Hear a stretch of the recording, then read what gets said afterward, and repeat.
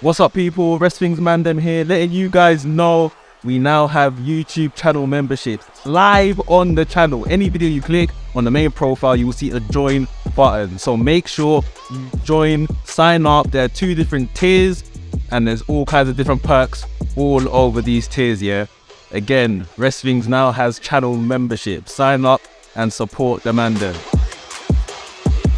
Yo, what's happening, people? You're listening to the WRESTHINGS podcast, the Kenny Omega approved podcast. If you like what you're hearing, make sure you like, comment, subscribe. And yeah, you already know this podcast is by the Mandem, for the Mandem. Bow! We all want to. I'm back for the sequel. Oh, you know, they say my sequel though. Yeah. The return. Yo, The return of the set. it was so good. We have to do it twice, man. We got sat back in the room. Thank you, I boss. told Stat last week. Listen, it's one of the best podcasts I've ever had, man. I've got crumbs on my face. No, you're good, bro. That's how it's so wrong. Yo, I thought so. I know that makes you good. You're doing cough. I understand. In my head, you want to circle. Yeah. I told Sat last week. I was like, listen, that's one of my favorite episodes, man. We have to get you back on, man. And he's free, man. So he came back on today, man. Well, I spoke to my manager, aka my partner. She said, "Yeah, you got permission to." Put a book in the outside. Big up, man. Big up, man. Yo, we're literally, we're not far from 200, man. Episode 173 of the WRESTLETALK podcast. Make some noise. Oh yeah. They all got here. Unfortunately, Sam's not here, Verse is not here, but we've still got a full house. We've got a bunch of questions on Ask WRESTHINGS. Yeah. If everyone said, yeah, a bunch of questions. Speak up, you lot. I might offer one of the questions up because he wants to answer one of them. You listen to what I'm going to call him in a bit. No, I'll call him probably 45 minutes.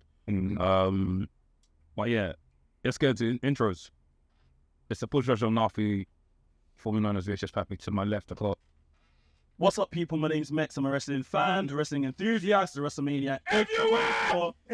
And you're tuning into another episode of the WRESTHINGS podcast. And across from me, we have... What time is it?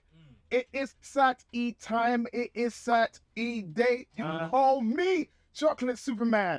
You can call me the Congolese Snakehead. You can call me the Molotov Cocktail. You can call me the big black content. Where you going with that one? Mama Niangi's baby boy, repping that house, the Black Mask via WRESTLETALK. Sat-E Niangi, aka Sat on your face. Damn. You need a Don DeMarco. Yo, people should play laps. Oh shit, I sounded like NK. Yeah, the main event was Champagne Sipper, Big Back Driller, Babyface Killer. We're back again in the building. Yo, people should play NK, aka the Minder Out, TC to East South, aka the Hood Japanese correspondent, aka the CEO, the president, the commissioner of the TDM, Tokyo Dome Merchants. NK, you know, you put that from Billy Graham. He's too sweet to be sour. R.I.P. In fact, the oranges are too sweet to be sour. I got it on a junior from my wife and kids. Oh, yeah. Where did you got that from? It's shot from Billy Graham. I seen that in the Billy Graham vignette this week. Yeah, R.I.P. Before we go into this podcast, I'm going to say R.I.P. Tina Turner. Amazing musician. I think she's played, I think we've heard her literally our whole lives. Tina Turner, man. R.I.P. Billy Graham as well. Yeah, tragic news, man. But I mean, in in positive news, we got a Jarrett. That's too loud, bro. Music, them man are rocking out, fam. Is that me? No, I can hear it too, but I was KC pretending it wasn't there. I'm talking, you know. Yeah, I was pretending like is that the what chant? I'm not Stevie Ray Man. I'm powering through the what chants. Yeah, we got a jump out weekend, Battleground, AEW Double, nothing, now champions, AEW today, Raw, SmackDown. Even though the game's out, but the game's coming out probably next month. I might have to go steal someone's console. New champion. Well, I got a few words about Resurgence. Probably get down to, and yeah, man, jam packed. Where should we start? I got notes today, by the way. Before we do start, I just want to talk about something funny enough happened while we were here last week. The whole CM Punk fight that happened while we were in the studio. Oh yes. I mean, we legit The lawsuit thing. No, that also even before that, the whole Alvarez beef thing. We didn't leave it. I went home and we all. Yeah, I saw it and I was like, shaking my head. It was to work. No, bro, he's on it. I saw like a wrestling. He's on it. I'm a wrestling fan. I'm a wrestling fan. I felt like a wrestling. Bro, we've said it. I said it about Vince. I've said it about what we don't negotiate with terrorists, bro. That's what we don't do. At the same time, we don't know these people as well. Yeah, I don't know that. I don't know this. I don't know what's going on back season. That's what I'm saying, bro. I feel like wrestling, yeah.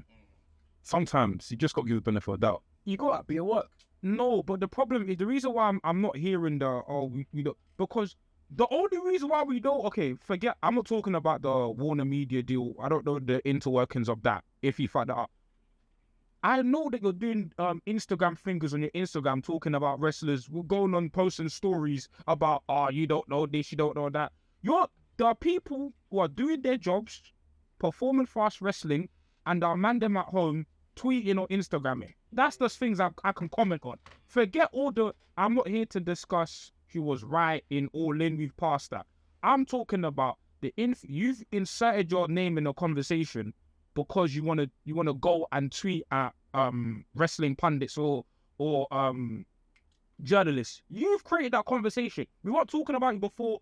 You've created that, not the fans. Don't blame the fans. Don't blame management. That's something you took upon yourself to do because it's been how many weeks you've spoken about CM Punk?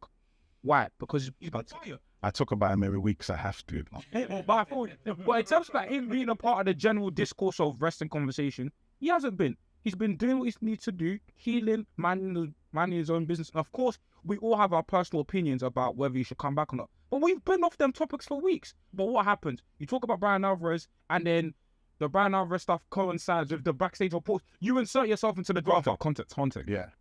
I didn't fully look into the whole Brian Alvarez thing. I saw the actual thing, but I saw the people talking like saying about like whatever. But what's the actual context of it? Is he something with I saw Maria Kanellis? No, so basically, he thought Brian Alvarez made a tweet about the whole. So the initial reports about collision, about the whole. We don't know if he's going to show up. So Mike Johnson put out a report. He's not just another wrestling journalist put out a report. CM Punk mistakenly thought it was Brian Alvarez because Brian Alvarez spoke about the report Mike Johnson made about CM Punk and AEW. So CM Punk was basically like, Brian Alvarez, shut the fuck up, don't speak on my name. But it wasn't Brian Alvarez who made the initial report. It was Mike Johnson. So again, and this is my problem, and this is why. How did I get conflated? Because he said no. Okay. Because he quit. Your Honor, if I may. I thought I could judge it. Yeah, for real. So this is the backstory. So CM Punk doesn't seem like he's a crazy guy come out of nowhere. Him and Brian Alvarez have a conscientious relationship dating back to the 2000s. So when he initially got signed, as you know, CM Punk wasn't destined to last in WWE, but he did. So in the beginning, people used to buy Brian Alvarez. He's cocky, he's this, he's around women, he's a lech. So people tell him Brian Alvarez. Yeah, and he's reporting, that he's gonna last long. He's too cocky, big fish, small pond energy. Like as any because of his indie rep, he thinks is all that. And also, Brian Alvarez used to have a bit where he fancied Maria. So then Maria dated CM Punk in real life, so he made a little joke. That's where that picture. Oh, okay. Yeah. That's because I'm doing jokes. I find that was his bit. When you have a bit, it's like a Jerry Lawler thing. Well, that's my favorite wrestler. All the heel commentators do it. Wade Barrett does it. Corey Graves. When you lust after a woman, but that's not really your piece like that. So his thing was with Maria. That was his piece. Making a joke, and then she dated CM Punk in real life. I was like, oh, you're dating CM Punk in real life. He made a joke. Oh, I'm a bit jealous or whatever. But it wasn't from his point of view. It wasn't real. But CM Punk always has receipts and. Also, David Bixenspan, he loves to investigate stuff. Yeah, I saw his name came in as well. Yeah, he's involved in emails and stuff and everything. So yeah, it's a bit basically it's above our pay grade. It's not wrestling related. It's not sexy. It's not something that we need to know. It's like telling the world I took a shit today. Why? Like we don't need to know some. I don't mind. I can't white or not. I know you white. How many stories that though? But they'll come back in this clear day for us. It's like I'm going back up on meetings. They're coming up all the time. It's bad training. He's enjoying wrestling. It sounds like it's no. I want him. You're right. I want him back.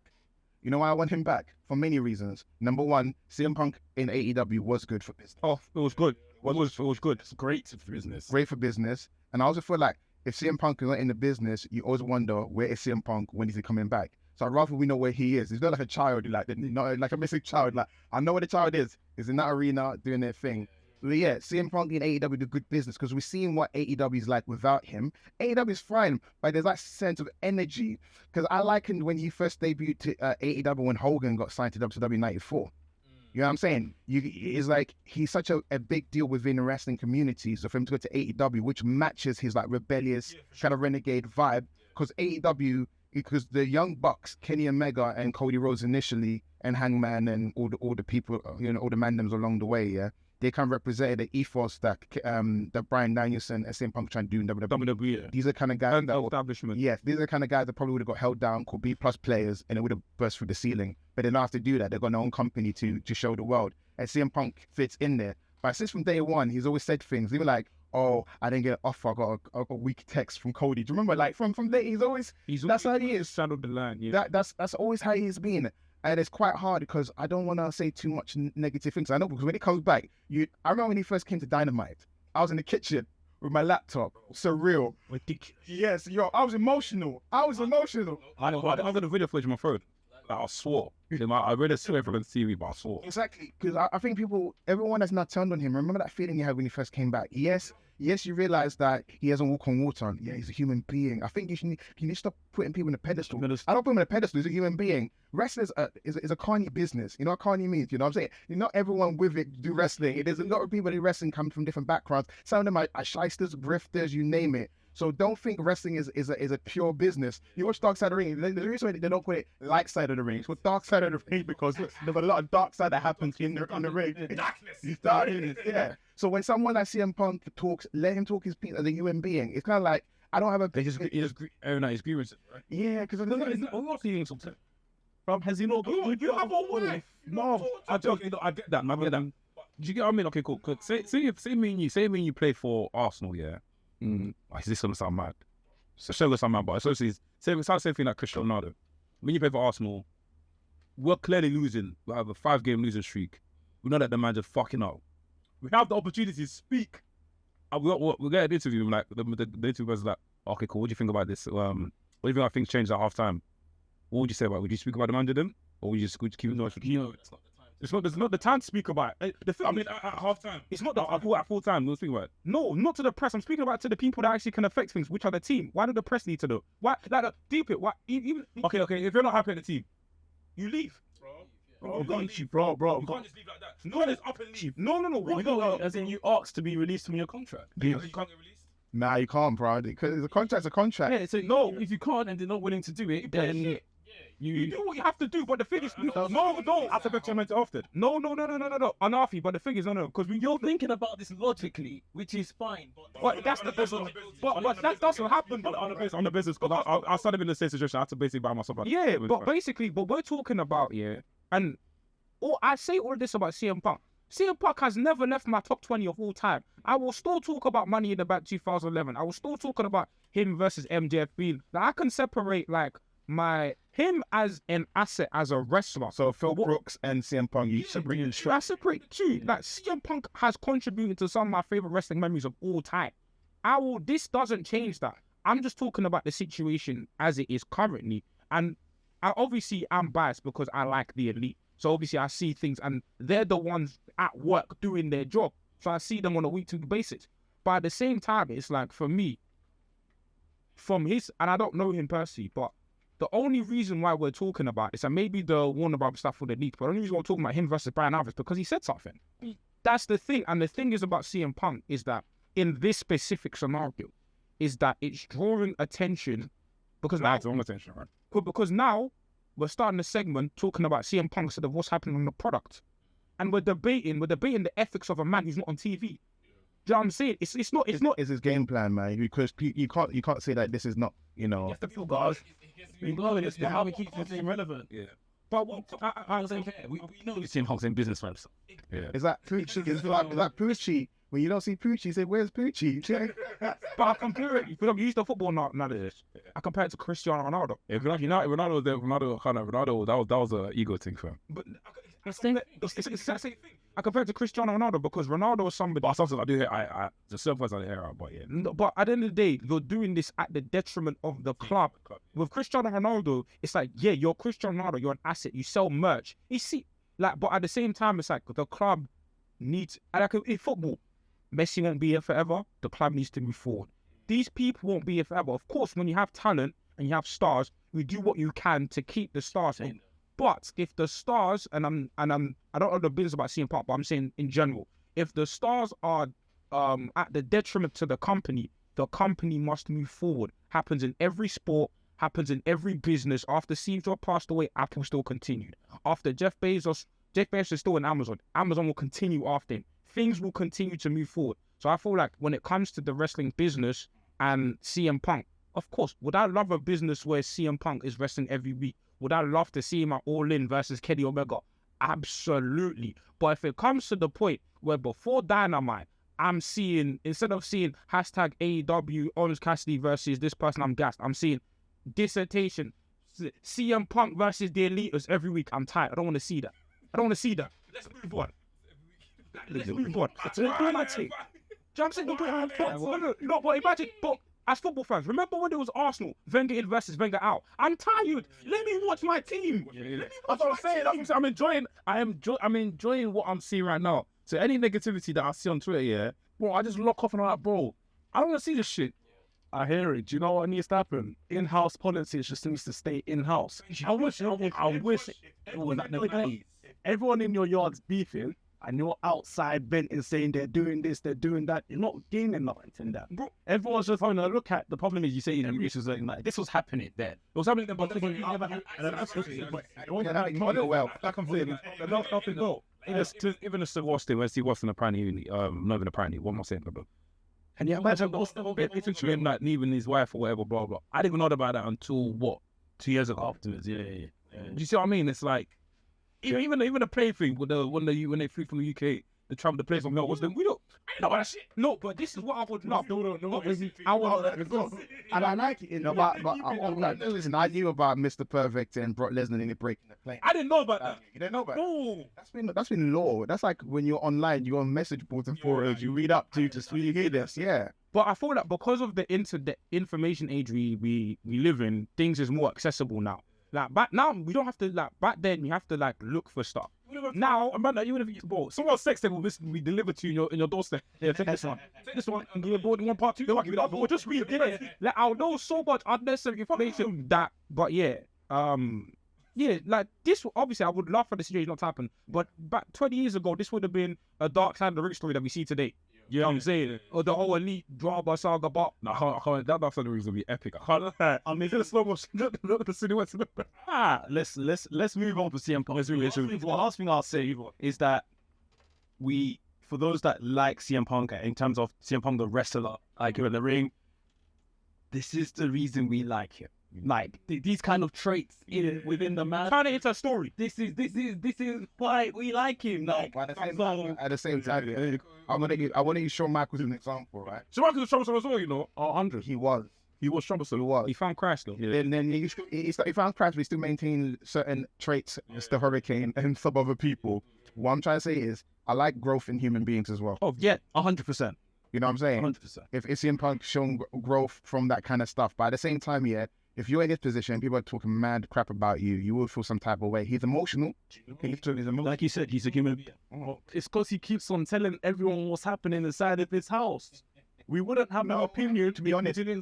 Not. He just want to correct people. Because they're saying his house is blue. Because no, guys, my house is red.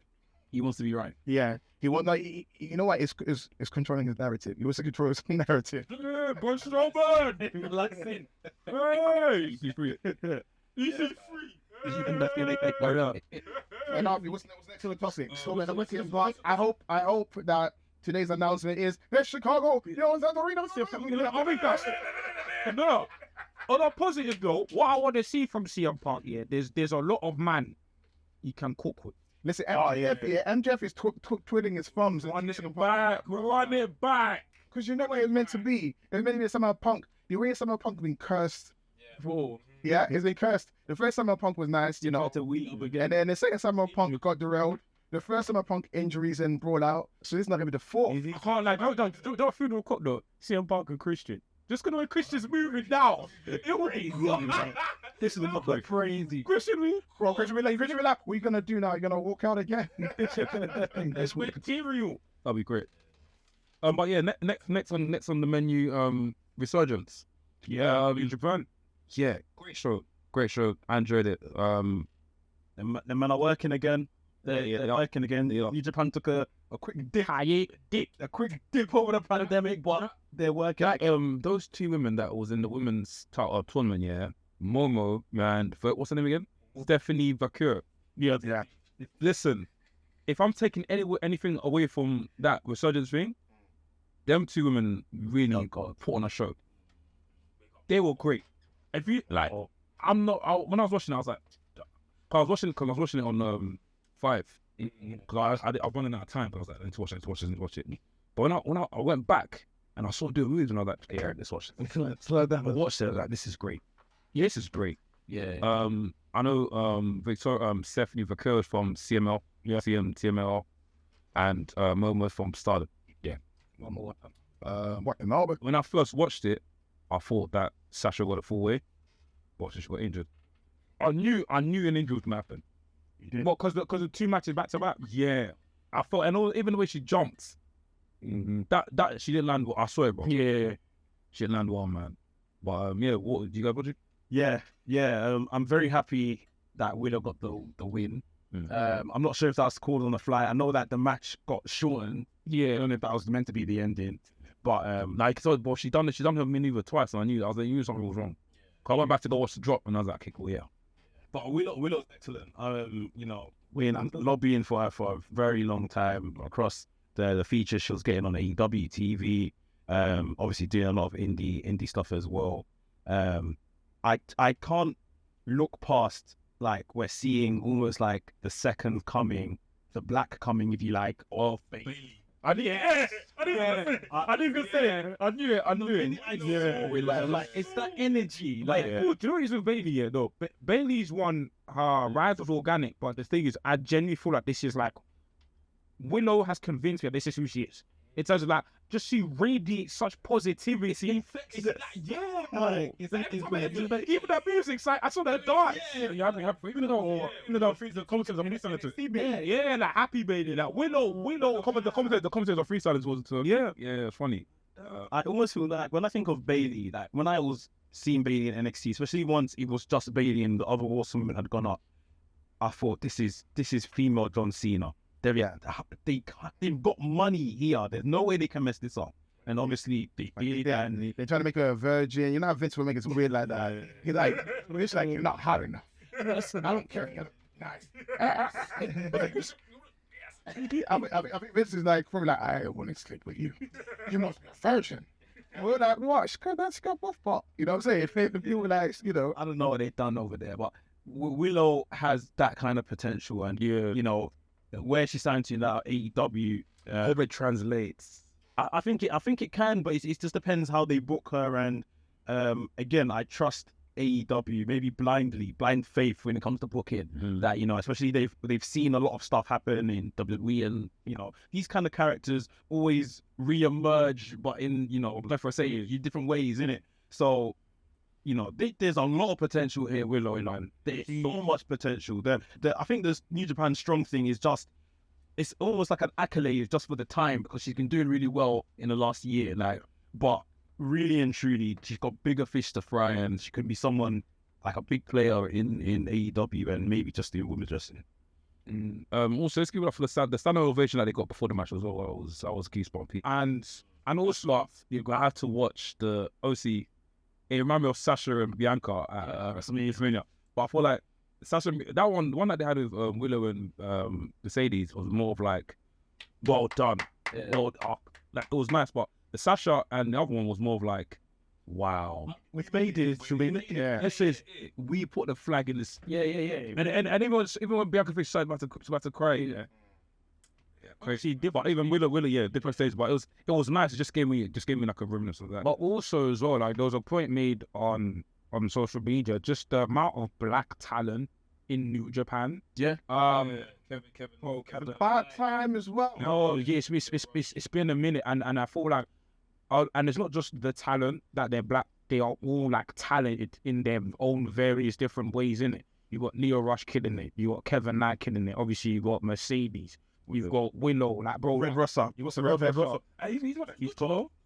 Yeah, bro. Like, when I saw Tony Storm coming, yeah, that was sick. Like, I'm just like, Do you think people will take that butt shot in the corner with the stop sign for free? I know, but listen, I can't actually put extra effort. her People with the concussion. hip attacks are crazy. Like her hip attacks are like vicious. But yeah, But they should call it Sweet Chicks music. It's right there. Yeah, it's just right there. but yeah, like just I'm just happy to see like black talent emerging in this like promotion, because it's been for a long time like black talent's been lacking, and obviously it's been the kind of the thing of like, oh, but you know they're a Japanese company, but it's like no, like if you're expanding into the Western market, especially on a show like New Japan Strong, I'm just happy that these talent are getting a chance and showing why they're worthwhile. You know what I'm saying? So like big up New Japan on that.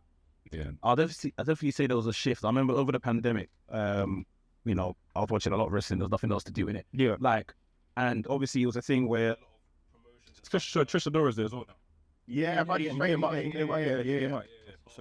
was saying over the pandemic, it was the thing where promoters are pretty much like, if you don't want to come in because of this unknown thing called COVID, then cool, come in if you can. And I saw a lot of black talents, whether it's WWE, AEW, and Dark particularly, like people were taking their opportunity, like, I might not get another chance, to have a run on TV or to prove myself that I'm ready for TV if I don't have my chance now in the pandemic, where it's basically being offered because Roman don't want to come to work or this person don't want to come to work, whatever the case is. And now we're beginning to see the fruits of their labor. Like, I think especially so much with the women, like with Jade Cargill's doing her thing. Naomi's obviously just moved. Mercedes.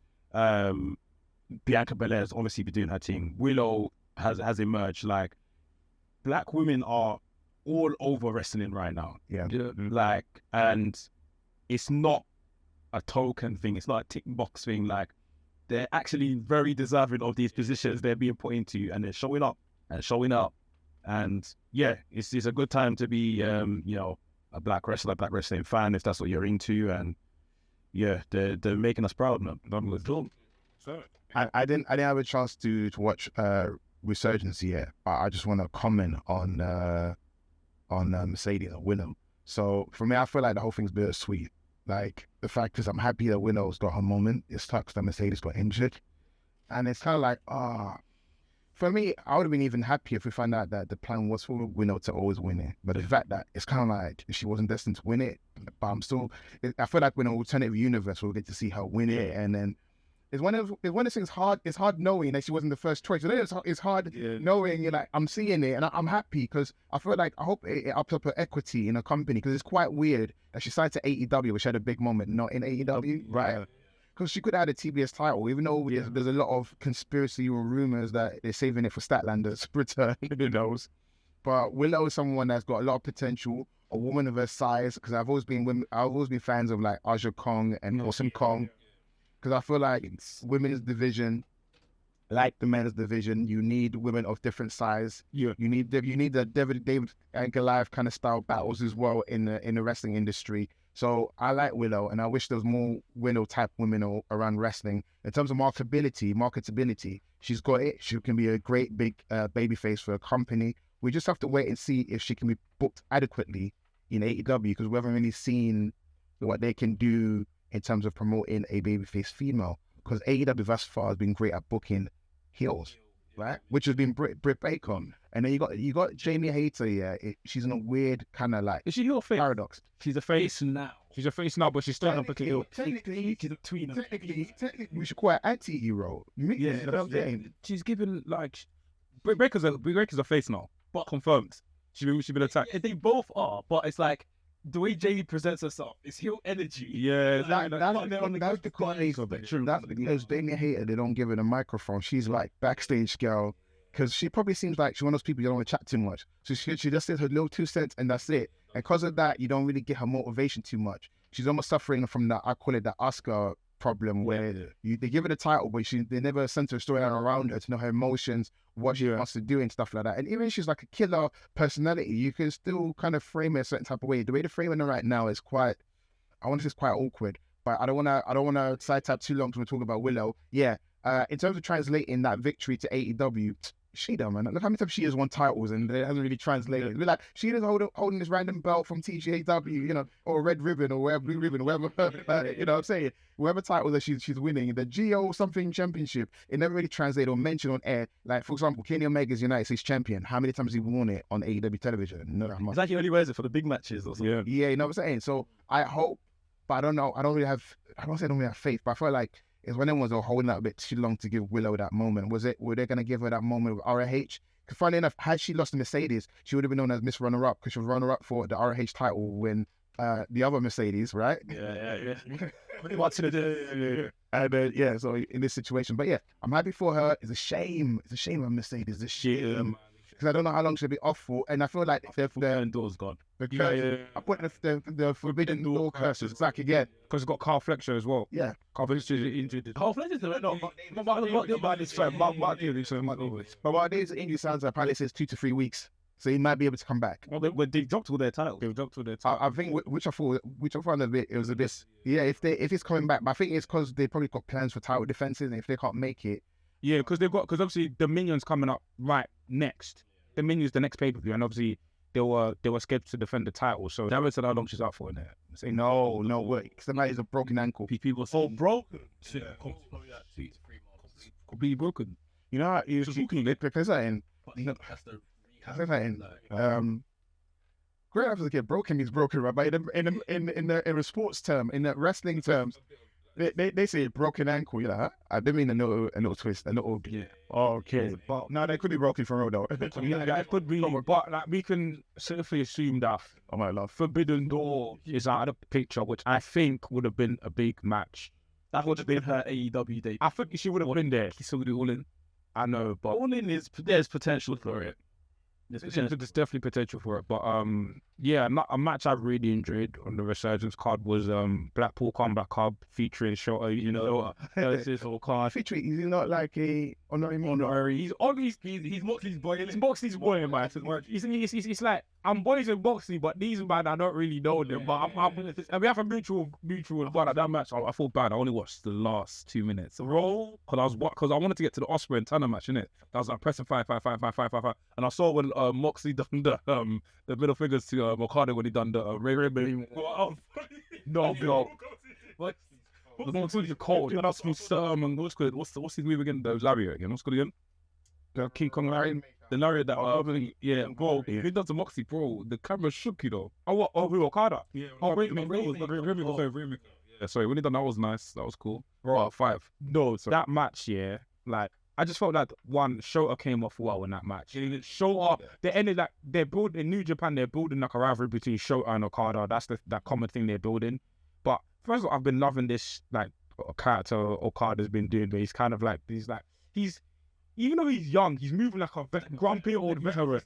Like he calls out all of these man. You man are my sons. Like why are you bad chatting to me?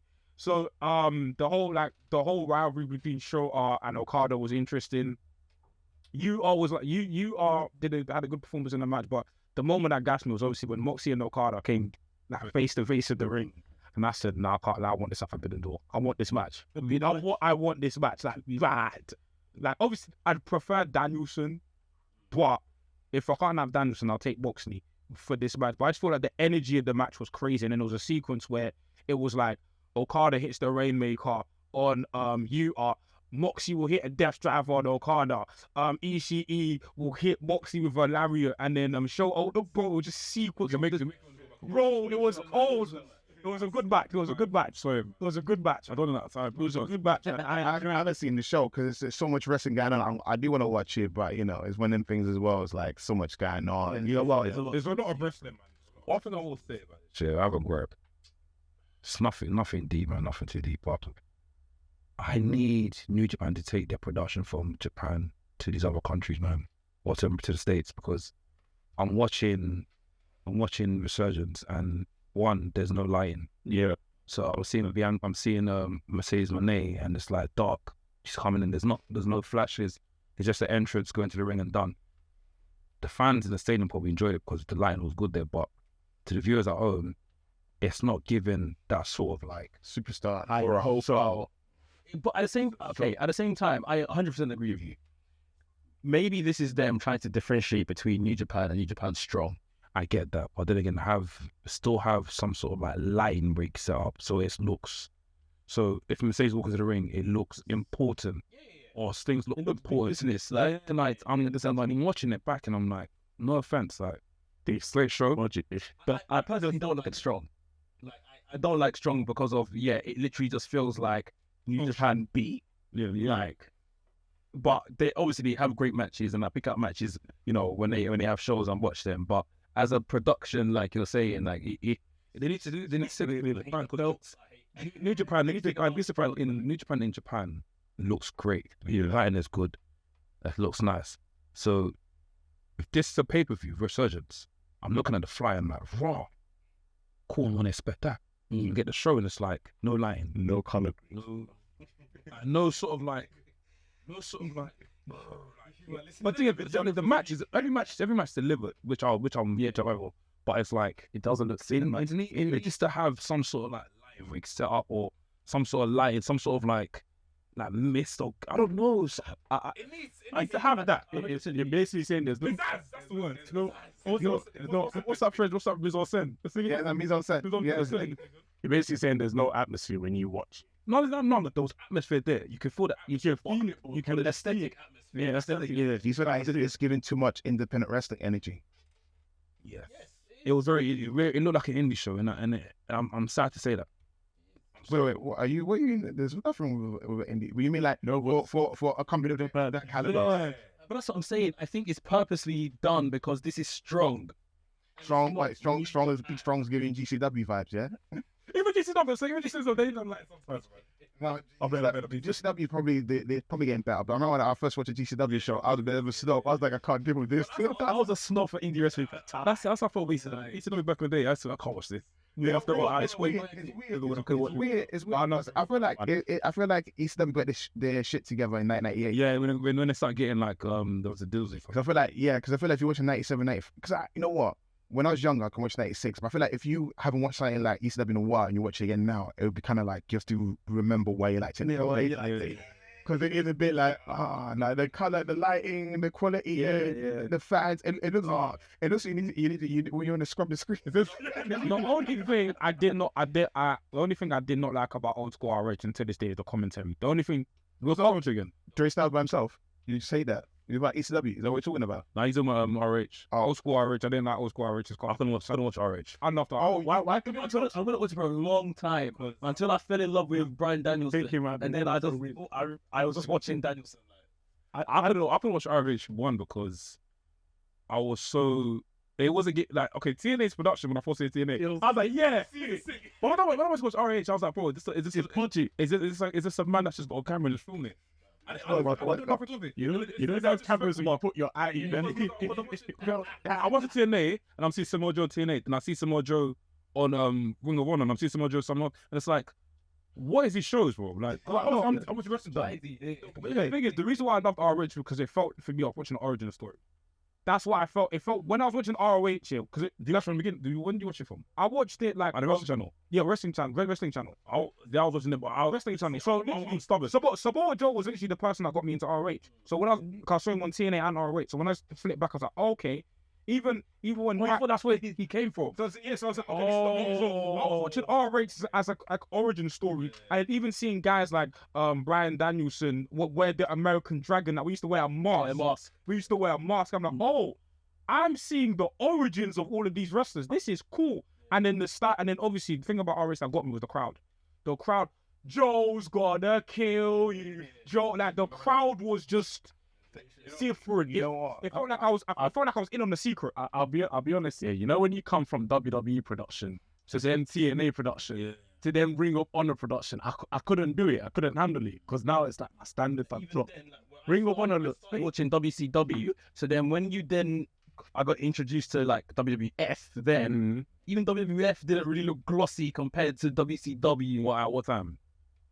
This must have been like late 90s, like 96, 97. Okay, you're talking about Ultimate Warrior, Hulk Hogan, WWF compared to WCW. I get what you're talking. I get it. Yeah. Like, wow, like, Yeah. For me, it's what it was easy for me to get into RH because it felt like a spiritual successor to ECW. Okay. You know what I'm saying? Even though ECW towards the end they got like nicer camera, even though that the lighting was kind of a bit darker on the crowd because you know that's what they. You don't like that. I want to wrestle to be like that. Yeah, but RH, you know what? It's listen. The funny thing is, no, because I did see a clip recently because it's been a while, and I was like, oh, RH used to be grainy. I forgot they used to be grainy. It used to be grainy. I forgot that because HD, you know, all that kind of stuff. But I forgot before HD what they had back in the day. Oh, VBR, or whatever it was, yeah. But You suck it. BMX, sorry. yeah. But it's like, again, like I said, you're watching TNA and you see guys like eventually like AJ Styles. And then you know what it was? Because I was reading the Power Slam magazine and then Total Wrestling. So I used to read up on like, okay, Raven's feuding with this guy called CM Punk who doesn't drink alcohol. That was my introduction to CM Punk. I knew You know, the feud. Yeah. So in my mind, funny enough, because we're talking about RH, so he was part of the Gathering. CM Punk's part of Raven's group. So I was like, wait, Raven, you're just feuding with CM Punk and RH, but I guess that's not. It's not kind of really. Yeah. So independent wrestling, in it, and even MLW, the original MLW, because CM Punk was CM Punk was there as well. You had the Extreme Horsemen. That's what Steve Corino's group. Because Steve Corino and I want to say quickly, guys like Steve Corino, Mike Awesome, and Shane Douglas, they kind of suffered because of the end of WCW. Those are the guys that would be considered the future of the industry if they had a big time company to go into. Because Steve Corino, that guy was. No, it's cold. That guy's cool. And I hate how WWE's like, nah, you weren't good as a wrestler, but I will hire as an agent. Him and Adam Pearce, right? See, yeah. You know what I'm saying? Oh, especially the front of Michael Cole. You couldn't cut it in the big time. You couldn't make it in the big time. You know that kind of I despise that freeze. But even Adam Pearce did he win gut check? He was part of the TNA gut check, but that didn't go anywhere. But anyway, I'm flying all over the place. But I want to say that RH, the original RH, that was something special. Yeah. Former NWA champion, apparently one of the longest. Was he Ring of Honor? Was he Ring of Honor champ as well? Nah, it wasn't. It was just NWA. And he was mostly like Jim Cornette's pet project, and he was also an authority figure and one of the bookers at one point before they took off the book off him and gave it to Delirious. Okay, yeah. But like, it's funny where you said like Ring of Honor is grainy because if you go back on like if you go on YouTube and watch like a early 2000s Ring of Honor match, so you will see like the sides are like it's filmed in what's called it 4 no yeah the other it was like no man watch, but yeah I'd say like real like. Before we like move on from this topic, but like Ring of Honor, like as much as like I grew up on WWE shaped like the wrestling I watch in terms of it was my first introduction to wrestling, but the wrestling fan I am today, it wouldn't be without TNA and Ring of Honor. Like the way I watch wrestling now, it's like the work rate guy I am now. If I didn't watch those two products, I wouldn't be the fan I am today. It's mad how TNA dropped the ball though. Oh. Because people have been posting old clips of you, like, mostly, funny enough, it's X Division stuff here. And you're like, the match was cold. You're like, what happened? I was one of the snobs who couldn't cut the 6-sided ring. It took me time. I had to do hypnosis. I wanted to try. I tried to find the same thing. I said that when I had to do hypnosis on myself. I was like, it is part of their brand. Because my head, like, a wrestling ring's 4-sided. You know what I'm saying? Even like, for example, when I watch Triple A or Triple A, they go 6-sided, and I'm like, you know what, wherever, I'm used to it now. But I got like, one of the only things that I was fine with Hogan's time was like, yeah, bring back the 4-sided ring, because I can't. Anyway, listen, I grew to like it. It's kind of like, eventually, like, you can't change anything. So I thought they're going to change it. They're trying to be different. I'm like, then you're like, what, UFC then? You're not really wrestling. Because for me, wrestling and boxing is like 4-sided ring, you know, octagon or whatever, and then you're just doing your own thing. But, you know, fair play to them. But yeah, the matches were cold. People like Peter Williams and Chris Sabin. I'm seeing those clips. I'm like, they really did drop the ball on the company itself. But my fandom of wrestling was, again, WWF. And then I was lucky because we used to have satellite. Yeah, cable. The blue cable. We had cables. Listen, we always it was cable, then it was satellite. Look, you had the satellite thing. You know, with French, you have German, all that kind of stuff. Oh, that one, you had that. Yeah, the Congolese thing. Hey, just man. I thought that was my boy. I was like, bro, how'd you get that? And I felt like, I was like, oh, I'm off one month. I was like, get him out. He goes, bro, I don't know. There's no Congolese around. You never know. Every Congolese brother had it in there. It's true. I had it. How'd you get that? I don't know. Oh, wait, all I know. You had IPT before that. It was called satellite. The lady had a satellite dish that had all the channels. So I was able to watch a AAA in the 90s. I was watching AAA in the 90s. I was watching New Japan and Eurosports. Yeah. So for me, when people, I'm like, listen, I've been about, and if you're sumo wrestling, that's how bad it was. I don't want wrestling, I'll watch it. You want anything wrestling? Yeah, if it's amateur wrestling, I would watch it as well if I could. But sumo wrestling, I was into that. I was into anything that's wrestling related. But WWE shaped it, but I knew I was a wider wrestling fan because I remember when I started watching WCW and I was there on ITV. That's how mad it was back in the day. Saturday. WCW Saturday. RTV, yeah, when the blue ring. Yeah. Saturday, yeah, it's also, yeah. Captain Jack was there. And then I was confused. I was like, Lex Luger, because remember, this is 1984. Oh, Lex Luger was, yeah, and you're not seeing, you see you're like me. Because I was like, why is Lex Luger in WWF and W? Yeah, you're like, you see a clip and you see like Lex Luger in blue trunks. I was like, where is he? why is he? Why is it? And then you see Ric Flair. I was like, wait, Ric Flair's WWF guy. What's this WCW thing? And I was like, is that back in the day? It's so weird about how when you first get into something, remember, we didn't have the internet to tell us. Like, We're just going with, yeah. I'm making our way over there. Yeah. As a kid, listen, I was 3 years old. I tell my partner, she doesn't believe me. I'm like, because I'm watching wrestling, it kind of shocked me in terms of memory. So I remember shit because a lot was going on. So yeah, going back to it, WWF was the introduction, but my love of wrestling grew because I loved other wrestling companies and other styles. And I used to get that sense of pride when I see a wrestler from another company and I know who they are. Yeah. That's the thing. Gassed. Because you hear people, what's the story? Who's Vikingo? I said, you should be ashamed. You call yourself a wrestling fan. That's what my response. There's enough out there now, like, to know who these people are and stuff like that. And if you don't, Google, this is like, ignorant people, it pisses me off. Look at it back in this, like, no, it's all got in our face, isn't it? So, yeah, man, yeah. Tell me who that is. I'm like, Google is your friend. You're just looking for engagement. You ain't even got to get that from me. Oh gosh, pay-per-views. Yeah, before we go to after the question, but yeah, our pay-per-views, and knowledge is down, by the way. Knowledge is down, yeah. Money in the Bazank. I mean, not Money in the Bazank, I'll say it. Not the Champions.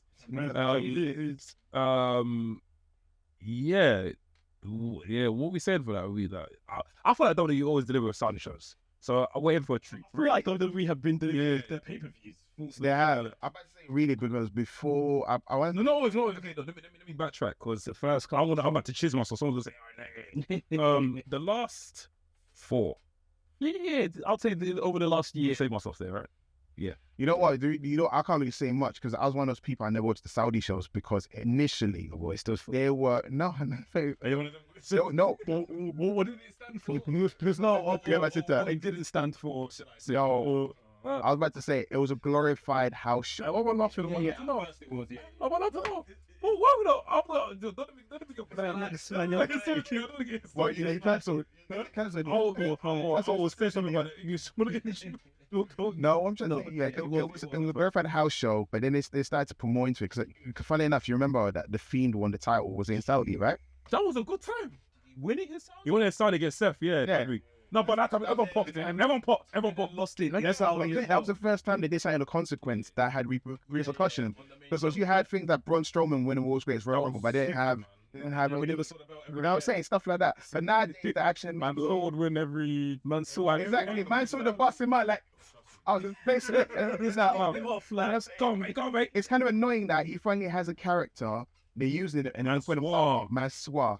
They're not using it. I thought, at least give back to my mom with a tag team opportunities. Yeah, I think they should get one. I mean, are they Mansoor's character? Yeah. Could it be misconstrued in that side of the world? No. Wait. What's his character? He is a flamboyant. Fashionista. Yeah. So I'm gonna choose my words very carefully. That's what I'm kind of just choose them just very carefully. There is a strong possibility that on the other side of the world, where attitudes are different towards certain things, that it can be misconstrued. What you mean? You think he was gonna get rocks pelted at him Well, Yeah, I don't know what people may think of this character he's portraying, innit? So It should be that's fine. Something different, but I can't get it. Say that. No, that's what I'm picking my words very They're saying they flew to Saudi, they would have chopped you. Minus with chest. They said they're gonna chop rocks. I hope not. But that's ultimately what I'm thinking. Obviously, we know once it's Saudi time, they roll out Mansoor, like you're saying. Maybe. My man Swat, you think man Swat's on their flavor? Maybe. Let me say what is the man Swat? Like, we don't know. Like, I don't want to speak ignorantly about but like it is something that is on a different conversation. I'm gonna walk out here and sit down silently. I'm like, right, the way it is. It might be. It might be. They might be into it. They might. Let's be real. They're not contained. Actually, let's be real. You never know, innit? We don't know. Back to what you say. What the matches we're talking about, like that show. Yeah. So This world title, is there anyone? and so there's any need for the world title. So the world title, the WWE have announced. Apparently, I don't know if it's WWE, but how they sell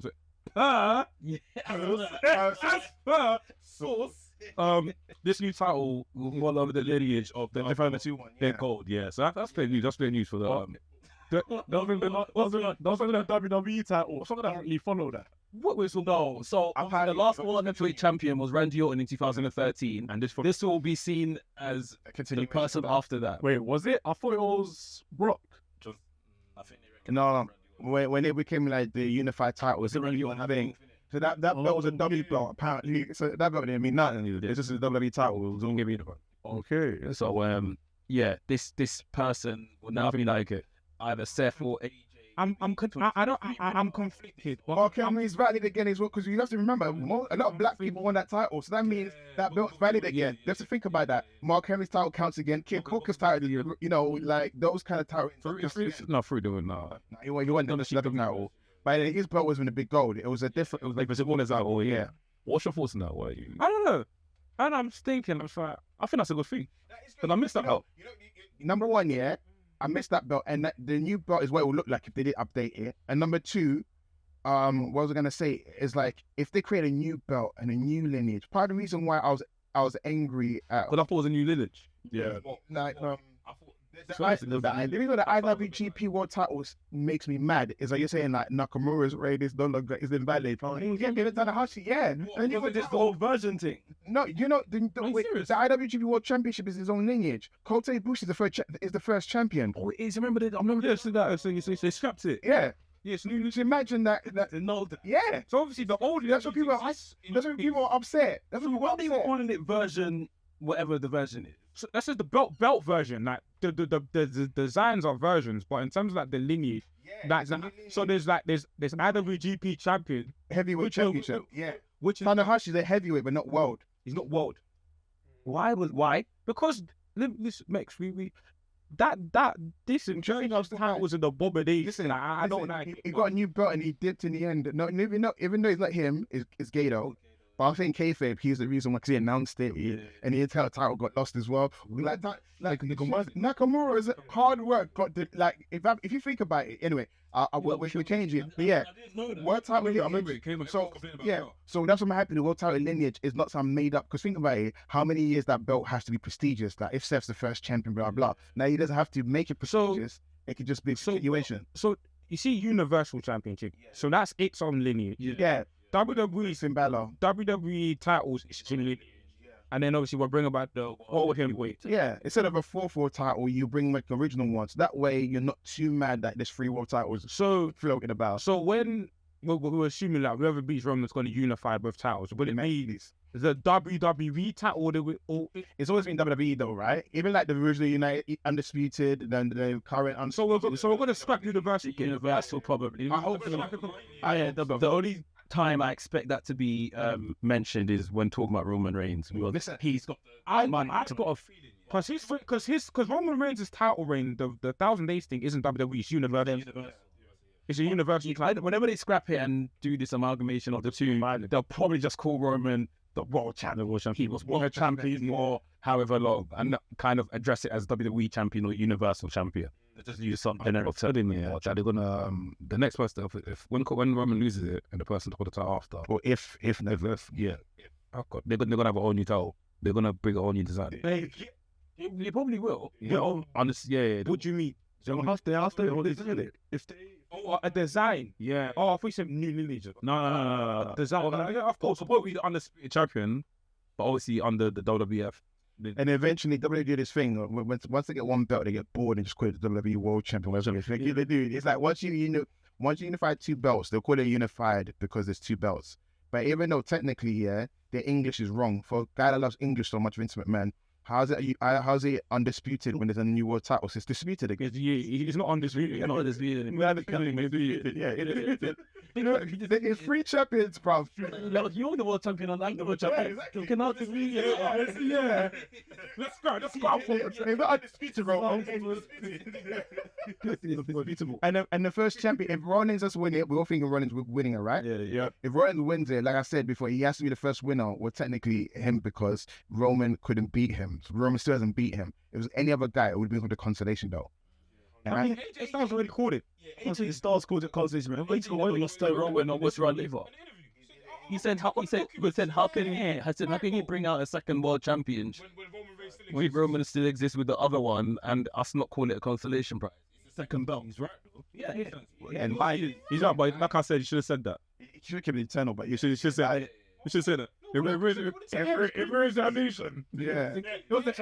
You know what? Yeah, because wrestling thrives on illusion. Right? Wrestling thrives on illusion. That's how they got away so far. It's like they appeal to our imagination. And for you to tell us from the beginning, this belt was devalued to devalue this belt. Yeah. But at the same time, look, I mean, he's not saying anything that people haven't said. I know, but you expected to tell the company lies. Like, you don't get paid to tell the truth, bro. Like him being almost disgruntled because we've seen a lot of the way they've treated Seth on TV running up to this, like they giving up the Seth the press conference and all of this kind of stuff, the interviews, and they're really kind of letting us know that he's probably going Seth's way. He's going to bolster. You know what? They better do, because I don't mind it. Because WWE, they'll be like, oh, this is too predictable. They just go give it to AJ and then drop it the next week or whatever BS they would do. But that would be a Vince call. As much as I'm happy that AJ Styles is getting a resurgence in terms of a push, because before his injury, he was like, I felt like he was in the mud. I felt like he was. They're like he's almost killed it. He's almost dropped. Right? He was almost a grade above Dolph Ziggler. That's how bad it was. I even said that the last victory I remember was that triple threat when Dexter Lumis debuted. I don't remember him winning another match. All his big matches. Yes, every single one. So I'm glad that at least he makes it to the final. And I hope they'll still push him because the whole season a weird situation where I feel like they're just there to get paid. And there's also that rumor about talent cuts is about to happen as well. Yeah. But I find it's minor. It's nothing. Oh, listen, you can't believe Nick Khan. I got surprised for WrestleMania. Pat McAfee and Shane McMahon. I'm going to see when we will see, because if I look at the history of talent cuts, is the Black Sabbath. Nothing's a small cut when you're losing your job. Protect Los Lotharios. Those are the ones I'm worried about. Need to put them on TV. This is the earliest I've ever done with Ask Wrestlings, but we've got a bunch of questions. I think we've got 12 questions to answer. Is it 12? Yeah, we've got a lot. Let's start from the top. So let's go into the quote tweets. What did Dale normally say? Ask Wrestlers, and we ask you, the viewers, to ask us any questions. That's what Relly_90. Is it time for a new mid-card champion? Where? Sure. Which kind of The likes of Montez, Dom, Grayson, etc. could do with a little title reign. Not every champ needs to hold it for ages. What? So, the throne who Gunter? Impossible. Oh, you think of Gunter? So it has to be Austin Theory. Like, Austin Theory's on you. Oh, I'm sorry, Mr. Sparkles and Champagne cannot lose this title. I am loving it. Austin Theory. No. Honestly. Wait, okay. We're going to talk about this now. What are you enjoying about Austin Theory? I'm confused. Who are you talking about? Austin Theory. Which Austin Theory are you talking about? What's the one I know? What are you enjoying? No. Wait, come on. He's talking about you sound like he's more coming. No, but there's one more thing that's going around. It's funny. So okay. On a roll. I want to sound like an educated wrestling fan. Shout out to Kenny Omega. You're right. I'm not really. It's the meme that's kind of like helped it. So I go to Champagne. It's helping it. I'll show you after. Show me after, but it won't convince me. boring. Go to sleep. The fake beard. His synthetic beard that he wears on his shit. Austin Theory hasn't like won a match cleanly since he became champion. Yeah. Which he's a heel, so he's like heel there sort of thing. But when he had that feud with John Cena for WrestleMania, John Cena told him, John Cena said, like, there is no point coming after me because if I win, you're in the mud because you've lost to a part-time old man. If you win and beat me, then what are you gonna do next without me? Like, John Cena said that to him. Aspar and Corbin. Aspar and Corbin, right? I don't know why we're doing this. Because Corbin beat Kurt Angle, but you ain't gonna remember that now, innit? He's in the mud. You didn't waste that retirement on the guy that's in the mud. Can you imagine, bro? Corbin pinned him Kurt Angle. Anyway, anyway, Yeah, do that, man. yeah, Theory hasn't, like, as much as I'm invested in Theory and I want him to become one of the next top guys or whatever. You are invested in him. I am. You are. Like, He's he's, painting the same brush as everyone that got kicked out. You got kicked out. What, you don't be invested in Fury? yeah, I Yeah, man. like, Wait. Okay, I'm not. I'm sorry. I'll put it personal. Yeah. So I ain't making bad investments. Yeah. No. On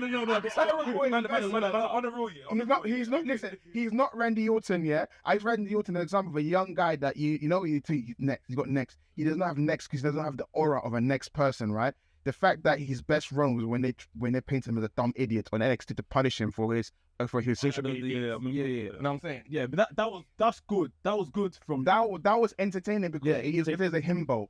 But him, the issue with him is he's not dynamic. He does not have the aura. He doesn't have the sauce.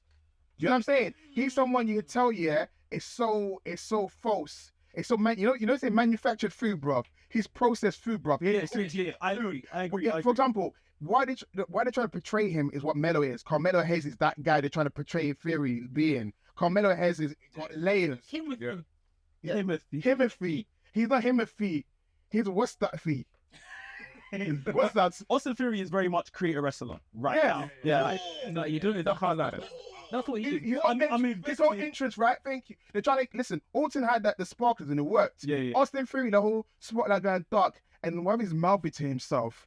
I know it's trying to give some positive affirmation that he's gonna do well on the rings. It's just like it's not popping. I don't think the Spartans champagne thing. I was trying shit, but on the real, I see something in him. What do you see? You see how Fox moves it from your team. I hear you. I see something in him. Yeah, this current stuff isn't good. And the same thing, I can't lie. The same thing you man hate, like you man I'm talking about. Know this guy to Bro, I can't lie. When I first saw, I didn't really take in the prototype because I wasn't really out like that. I fucking fuck Dr. Fugonomics, and he annoyed me at the time. I was like, what's this, bro? As time went on, I began to like him.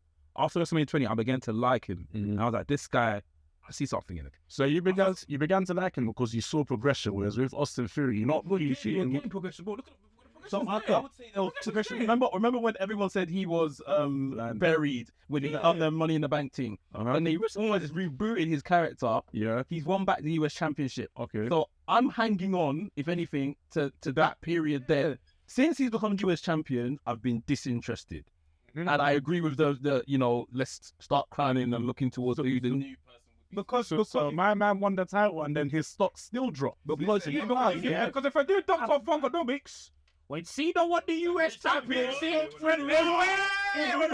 okay, that's okay. I'm gonna do what they do. I want to do what they do, like in classes. What is a heel? Break it down. Let's break it down. This is where the issue lies with Austin Theory, right? We don't know his motives. No, not only we don't know his motives, you can't. I feel like great wrestling heels provides great moments. What great moments has he provided on the microphone? Zero. They give an opportunity to cut promos, and people always say, "Oh, he shouldn't have been a little bit of a glimmer." My guy Dominic, who went apparently his wrestling skills was zero, his pants, because Austin Theory was an evolved guy. Remember, Dominic is he's like David Flair, but better. But I'm saying it as in didn't do indie. He's group probably eyes. That's what I'm trying to say. He's not David Flair with 2 weeks of training and he's rubbish. This guy was trained by Lance Storm, some guy called B-Boy, Conan, and Rey Mysterio. Lance Storm don't play a hand in Dominic. I'm just saying, Dominic from where he was, when he turned heel, progression, right?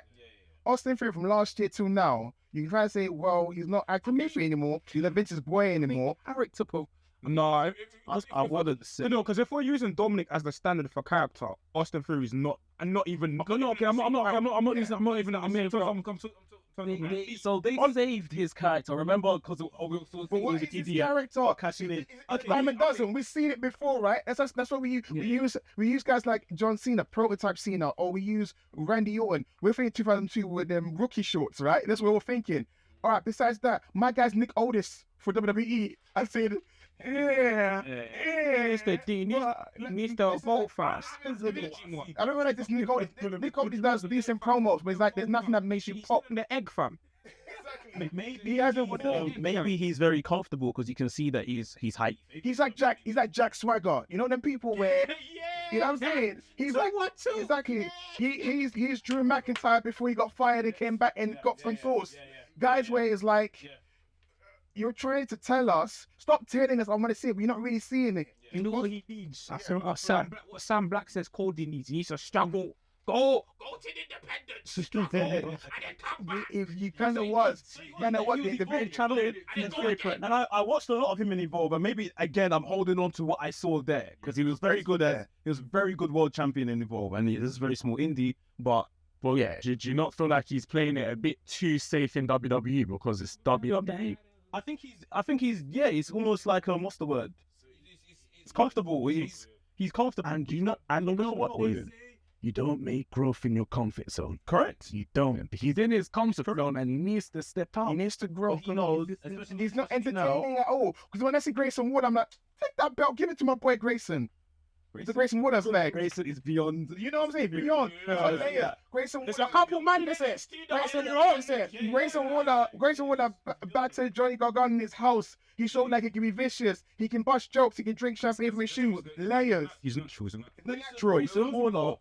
What was it before this? Australian independent. And he did the same one as what's called? All of them lot, all the Australian guys, MCWs and all that, you know. So Grayson Waller had his like in-ring debut on SmackDown last week, and it was his chat show. Yeah. It felt like been there for months, right? That's literally you putting someone from NXT on TV to have a promo segment as their first appearance, like not just one of these kind of.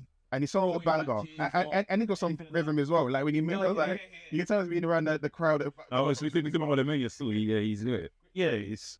So we need to talk about better questions. Let me try to show. Atlas, big up Atlas. He says, "Do you think WWE keeping the previous lineage of the new World Heavyweight Championship is a good thing?" Yeah. It helps. Yes, I'm undecided. Yeah, I'm undecided. I'm not. I can't say I'm not. It's all prestige. It helps. It's when you're on the belt, you're like, Triple H won it, Goldberg won it. You have to realize, once upon a time, that was the #1 title in 2003 because Triple H made it so, because he strong-armed everyone to make it a #1 title. That was the #1 title once upon a time. You're a ruthless aggression guy. What are you getting excited about? Your belt's guy. I know how my belt ended though. Let's tell the whole story. Let's remember Kane's run. Let's remember the runs with you know what? Yeah, they're still Kane fans. Listen. Politics aside, yeah, Kane was one of those guys that like, why is he not multiple time world champion? When he won that, yay. Let me say, guys like Mark Henry, the title ring was, Big Show. Bryan Danielson's first title ring was world title. Exactly. Yeah. That makes him a thing again as well. There's some people actually like him, he was underutilized, whatever. Chris the Capo asks, hypothetically speaking, if Reigns were to lose his belt, who should he lose to, Solo or Cody? Cody. I feel it has to be Cody with Jay playing a deciding factor in that downfall. Somebody, everybody, anybody scream. What? Yeah, somebody. I guess at this point, it should be Cody. Because they're creating this story, this journey. Because we finish the story. I don't know what the story is. Yeah. Imagine watching a film where you can't tell where this film's going. You're like, sure, finish the story. You mean a horror film called Men? Men, yeah. Yeah, Men. Yeah, watch a horror film. Yeah. With Jesse Buckley. Yeah, watched it. I've seen it. What do you think of that? Bro, that's crazy. Okay. Especially the ending. Especially the ending where Versus giving birth to himself. Yes, spoilers. That's the worst film I've seen. Actually, not. Okay, I tell you, okay, we all forget. I was worried hard. It's like a word film, but as in visually, what I saw was one of them. Okay, we'll get to it. I'll show you. I look you ready to drop the other. We said that. I was like, where's this film going? But yeah. Afro said, what are the bro, my eyes, bro. Pronounce it like this. Where are we? What are the prerequisites? Like what's before? Think the hell what are the prerequisites needed for someone to be made world champion? It's all subjective. I don't. Yeah. You know what? Yeah. What do you feel it needs? I know why you asked this question. I mean, typically, I know why you asked this question. What bitch old Patterson? When AEW gonna put the tongue on this guy? You know what? Yeah. You know what? He doesn't come to work. That's horrible. I said he punches. You know what? He's Yeah. cold though. Don't get cold. He's cold. He's cold. The other side of thing is, the whole time people talk about Wembley, everyone mentioned packing once. Everyone's been talking about Willow spray, yeah, but that was the thing that I was tired. The thing is actually a British. No, because I don't know what you're Willow spray. I can't remember. Bro. He wasn't there. Willow spray has been in. I've seen him in AEW footage. I'm not more than Pac recently. I know. Pac Since Death Triangle dropped the trios belts, I don't think It's gone, Pac bro. on TV. Yeah. Is what's going to slightly become? Oh wait. Off the. Yeah. Why they're coming? You know what? I think it's content. What? No.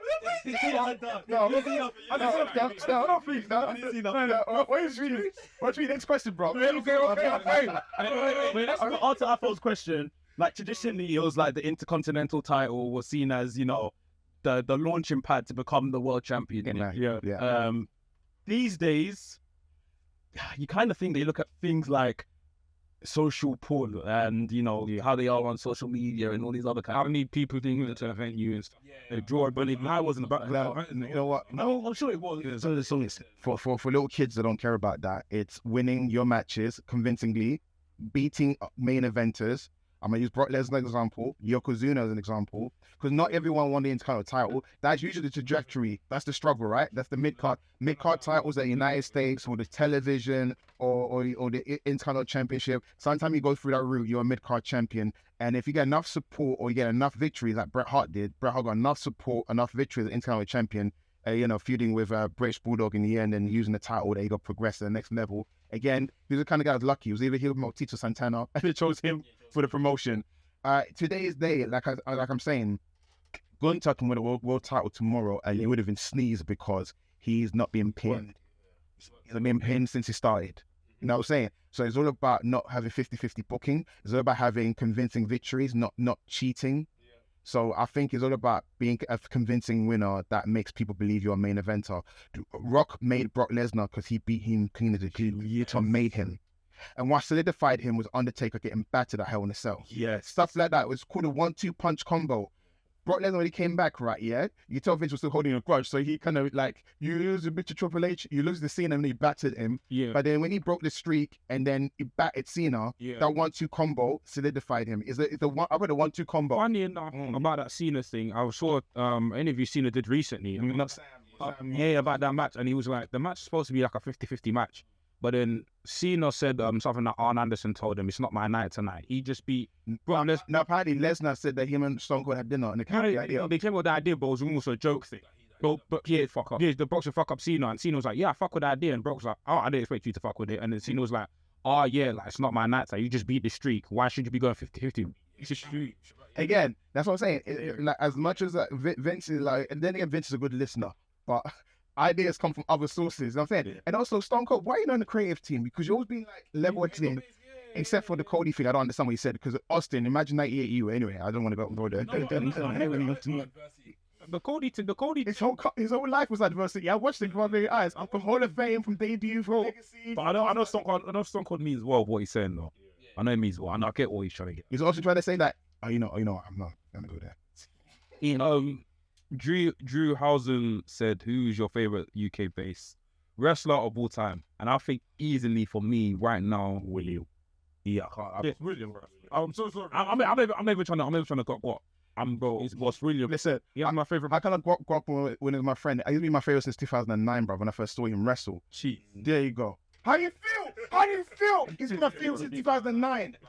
William's resume of matches is better than. Listen. Not even just that. You know what's underrated about him as well? No one talks about. He's great at selling. Selling for sure. The seller's so mad. It's dangerous. Exactly. That match with Cash was so good here because of how he sold as well. they saw the chops, his legs flying in the air. How many times do you actually see people do that? When we chop like, I watch Japanese strong style. I can take a chop. This guy took a chop and legs flew up in the air. You don't see something like that anymore. His matches with Shingo Takagi are so legendary. That for me is his Joker. Yeah, that's his rivalry. That's what I'll go back to. Edward Ospreay versus Shingo Takagi. Yes. Guys, give me just one name for this because I want to get the thing on the phone. Not too long. All right. Darren said, "Who would you book as the Money in the Bank winners?" Cody. Winner as in men and women, or Okay, women, yeah, men and women. So, EO and Cody. As much LA Knight sounds like a nice fantasy, yeah. But the amount of times they report, he's gonna get pushed out the door. He's gonna get pushed down the stairs. He's gonna get pushed. You know what I'm saying? The challenge. No, I like LA Knight. I'm just saying that I don't see a guy that they made lose, even though they got a history of giving the Money in the Bank to people who have lost. Like they may sign that when he won, he didn't have a particularly great win-loss record. Well, fuck. You know what I'm saying? LA Knight and Seth, provided he wins the title, wouldn't mean a bad shout. No, I don't mind it. But he's not on that show. No, but he jump over. No, he jump over. But I can't say anyway. LA Knight. Yeah, LA Knight versus Seth isn't bad. Let me say something though. No, not on TV. If Seth is in the ring if Seth is on the floor right now and LA Knight walks through and tries to pin him, you say, "What are you doing?" I'm sorry, not that's the only way I'm accepting it. Yeah. I'm being silly. If Seth and LA Knight, I can't see him in the ring right now.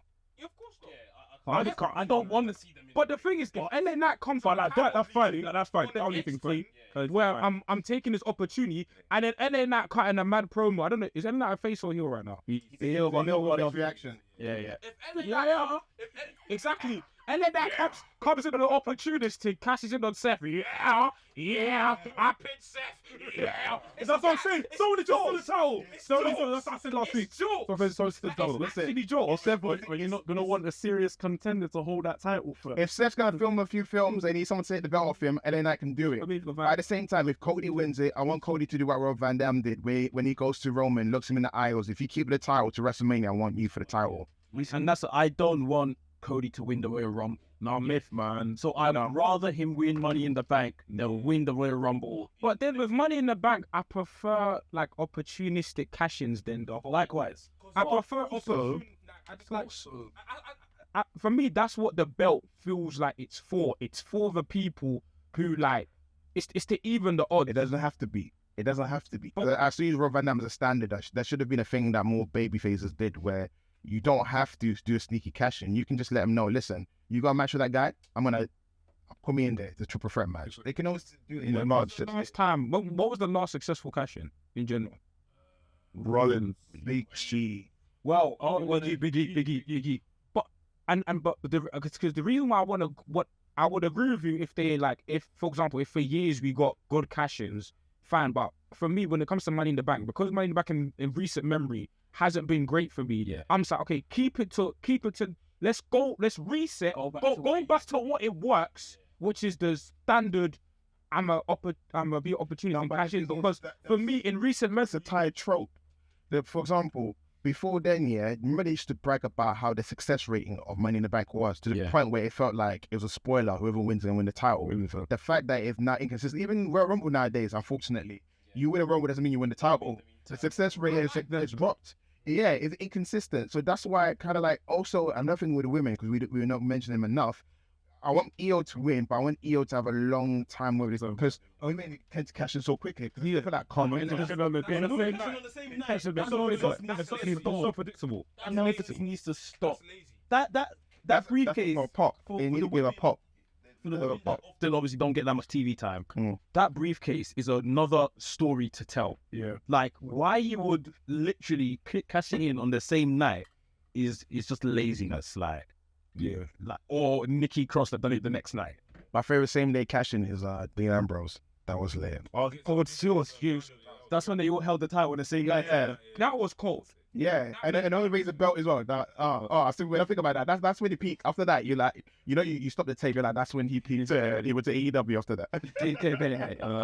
Which one was greater? Big up the bill. Which one was greater? Roman Reigns Tribal Chief run or Okada 720 days? I also said he wants to answer this question. I'll hand over to Earl because I'm not. You guys versed in this. I'm not really versed. Yes. I mean, I'm biased, but I've watched it. If it's a bias, I don't know bias. It's all been biased. Earl doesn't watch Roman Reigns. I don't give you unbiased. But I'll give you my unbiased opinion. Cool, Earl, bro. Yeah, just give it. I want to leave that spin as well. I would say, obviously, the match quality of Okada's far surpasses what Roman has done in terms of match quality. Roman's had good matches, all ranging between about 4 and 4.75 stars in it, but moments. And he's probably had No, he's had his bag of moments. but Okada, it's match quality. You're pitting something that is strictly match quality against sports entertainment. Oh, bro, we're gonna put you on. What'd you say? Yeah. I'm gonna put you on loudspeaker, bro. You're You're live on the Wrestlers podcast. you. Please do not swear. Please do not swear. It's about what it's in jail. I'm not trying to swear. I ain't seen you the time, man. You just need to pop through, man. Try to raise something, man. Yeah, we'll do, bro. So, we see that we've inquired about this question here. So I want to make it short and sweet because obviously Pirate going to try to take £68 out of my account. But it was like Nabil said, which run was greater, Roman Reigns Tribal Chief run or Okada 720 days? My question here, is this year. Is this a biased take or is this a take where you're like, cool, you're going to just list out what it is? What is the thing? It depends on what you consider a great run, really. It's like, okay, if you look at it from a business perspective, if you look at it from a classic match perspective, everyone's got their own opinions. I kind of fall in between both, personally. So, I mean, it's down to opinion. If you want to go business, I can go through that. If you want to go through classic matches, we can go through that. You tell me, what do you want to base this on? For me, I'll go for business, Okay, let's go for business then. Okay, so Okada was champion for that long. He was the biggest draw in IWGP champion in probably late 2016. Wrestle Kingdom was sending Watson's draw in IWGP champion probably about 15 years. All right. Now Roman Reigns has had that belt for 1,000 days. Now there are some people that would consider him a draw. I would say he's a draw, but I don't think how do I say this textually? I don't really see a difference when he's there or when he's not. Like when he's not there, business is still the same. When he's there, it's still the same. So you can argue that Reigns isn't that substantial of a draw for WWE because when he's there or when he's not there. Is that because of the stars that are running, for example, like Cody's, the Gunther's, the brands? Now, if you want to go figure by figure, Cody Rhodes is the biggest draw that they've got. His numbers do the most cause. If you look at house shows and shows as a result, you advertise Cody Rhodes that people will come. Roman Reigns, no offense to the guy, but there's not enough evidence for me to be like, okay, Roman Reigns has drawn this or he's drawn that, because like even when he returns on TV, the numbers are essentially the same. So it's like, yeah, I don't think he's that much of a draw, just considering this push. He's been pushed to the moon. And I don't see that much evidence that he's been as successful as people might think. They might like him. They might think he's started, he's got the catchphrase, he's got a great entrance and stuff. But if you look at these, like, line for line, I don't see him as successful as people might think. Okada literally took when he came and he won the IWGP title, he literally took a company that was faltering and he brought it back to prominence. The guy was a proper needle mover. It's not a gimmick, it's not a t-shirt, he's a needle mover. Yeah, that's interesting. We're interested. No, of course. If, you took Roman Reigns up at WrestleMania. Night one was good. Yeah, no, it was good. But I'll tell you this, although. Because obviously when we were there, what we realized that a lot of people, I don't know if it's either the Codyism or whatever, yeah. But a lot of people came, literally enter the stadium, and I'm saying enter the stadium, show their ticket at the thing here, for that main event. No one, like, obviously the stadium got packed towards the end, but people came for the main event just at that moment in time. They knew the main was that they came in. So is that, well, Because Cody Rhodes is the hottest babyface they've had since John Cena in his prime. No one touches the guy. He's the hottest babyface in wrestling now. They've called him down big. Yeah. Since he did that job at WrestleMania, they should have never have done that job. And we're going to have to talk about that. When you come, we're going to talk about that. We're going to talk about that when you come.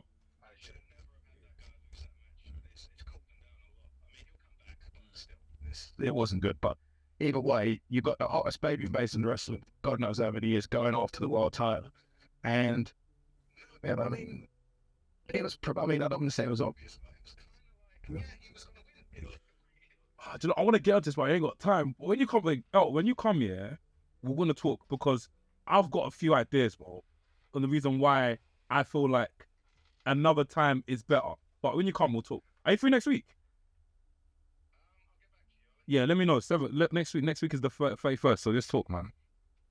Yeah.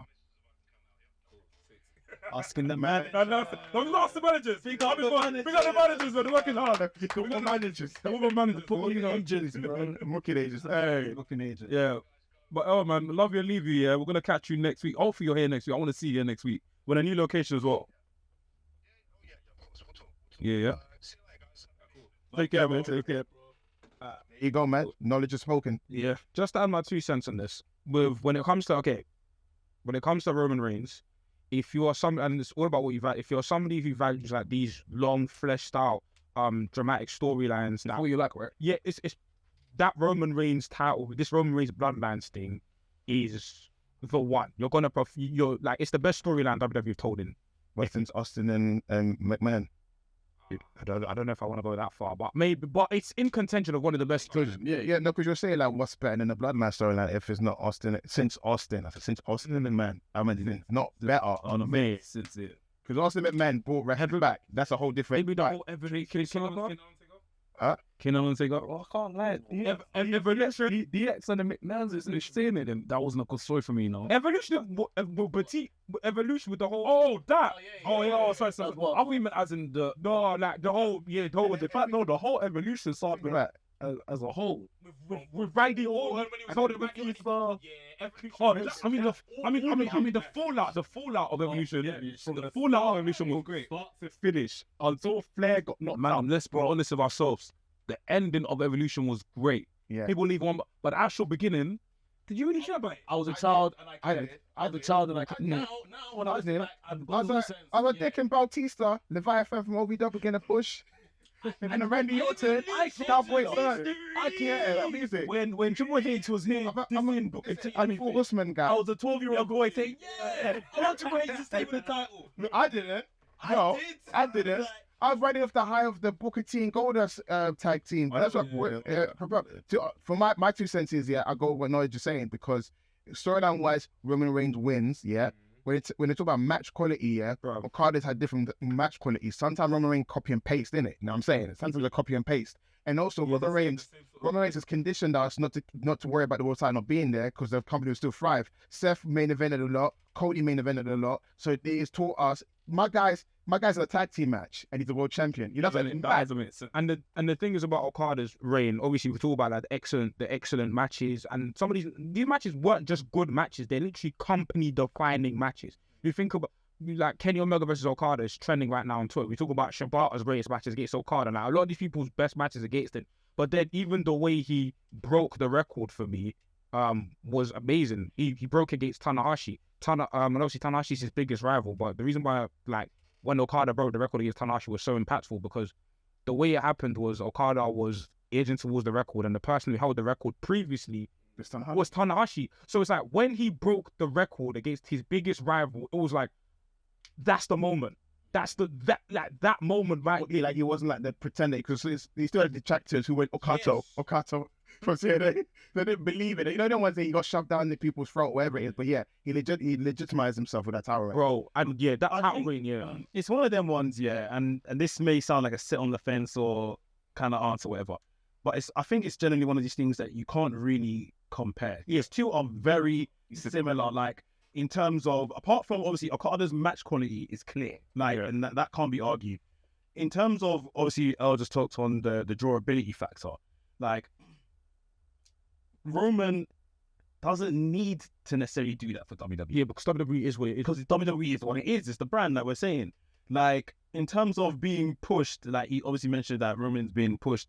Okada's been pushed. The golden center, they lie. Yeah, we cannot lie and just act like Okada's never been thrusted into these positions. It's like anytime that something goes wrong, break glass in case of emergency, give Okada the belt.